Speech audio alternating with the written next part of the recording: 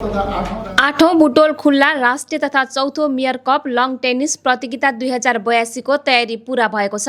रूपन्देही लं टेनिस संघको आयोजनामा चैत 16 गतेदेखि 20 गतेसम्म हुने प्रतियोगिताको सम्पूर्ण तयारी पूरा भएको हो। शुक्रबार बुटोलमा पत्रकार सम्मेलन गरी आयोजक संघका अध्यक्ष विष्णु प्रसाद चापाकाईले देवीनगर स्थित टेनिस कोर्ट मर्मत, रङ रोगन, खेलाडीहरूलाई पत्रचार लगायतका सबै काम सकिएको बताएका छन्। लं टेनिस खेलको विकास, प्रबन्धन, नयाँ युवा खेलाडीहरूलाई अवसर प्रदान गर्ने उद्देश्यका साथ विगतबाट निरन्तर प्रतियोगिता आयोजना हुँदै आएको उनले बताए। प्रतियोगितामा देशभरका 200 भन्दा बढी पुरुष तथा महिला खेलाडीहरूको सहभागिता रहनेछ।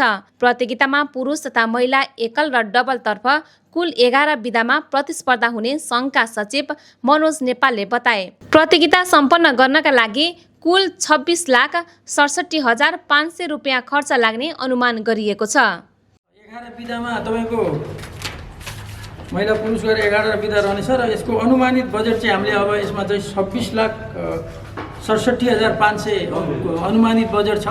सोही अनुसार तपाईको यसको शीर्षक चाहिँ छुट्याइएको छ। पुरस्कार राशिमा पुरुषलाई एकलमा 60,000 का दरले दिने भनिएको छ। त्यसैगरी महिलाहरू एकल महिलामा पनि एकलमा 60,000 दिने भनिएको छ। त्यसैगरी उमेर समूहमा छ 35 प्लसलाई चाहिँ पहिलो प्रथम पुरस्कार 40,000 दिने भन्ने कुरो गरिएको छ। त्यसैगरी द्वितीय चाहिँ 20,000 दिने भनिएको छ।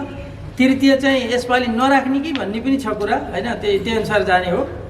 त्यसैगरी तपाईको हाम्रो 45 प्लस छ, त्यसमा चाहिँ प्रथमलाई 35,000, द्वितीयलाई 20,000, त्यसैगरी 55 प्लस छ, 55 प्लसलाई 25,000, त्यसैगरी तृतीयलाई 15,000, त्यसैगरी 65 प्लसलाई 15,000 र 7,500 15,000 का दरले दिने भन्ने यसरी चाहिँ हामीले योजना बनाएका छौँ। सोही अनुसार चाहिँ हामीले यो टुर्नामेन्टलाई अब कस्तो छ भने हामी खेलाडीहरूबाट अनुदान प्लस चाहिँ नगरपालिकाले आश्वासन दिए अनुसार नगरपालिका र हामी केही ब्रोडकास्टिङ गरेर एडभर्टाइजबाट केही रकम लिन्छौँ। सोही अनुसार हामीले चाहिँ अनुमानित गरेको बजेटलाई लक्ष्य प्राप्त गर्न नसकेको खण्डमा हामी खेलाडीबाट फेरि स्वयं सहयोग स्वरूप उठाएर हामी चाहिँ यो खेल सम्पन्न गर्नेछौँ। यति भन्दै कति दिनको खेल हुने हो 5 दिन अनि कति खेलाडी सहभागी हुने दुईटै भन्दै यस्तो कति दिन भन्नाले हामी 5 दिनमा समापन गर्दैछौँ। लगभग अनुमानित हाम्रो खेलाडीहरू 200 को एबभ हुन्छ, 200 को आधारी हुन्छन्। नेपालभरि र इन्डियाका कुनै प्रान्तबाट आउने भन्ने सूचना जारी गरे अनुसार अब के कति आउँछन् अहिले आउनलाई अब हामीले सबै ठाउँमा इमेलहरू पठाएका छौँ। सोही अनुसार अब 200 प्लस हुन्छन्।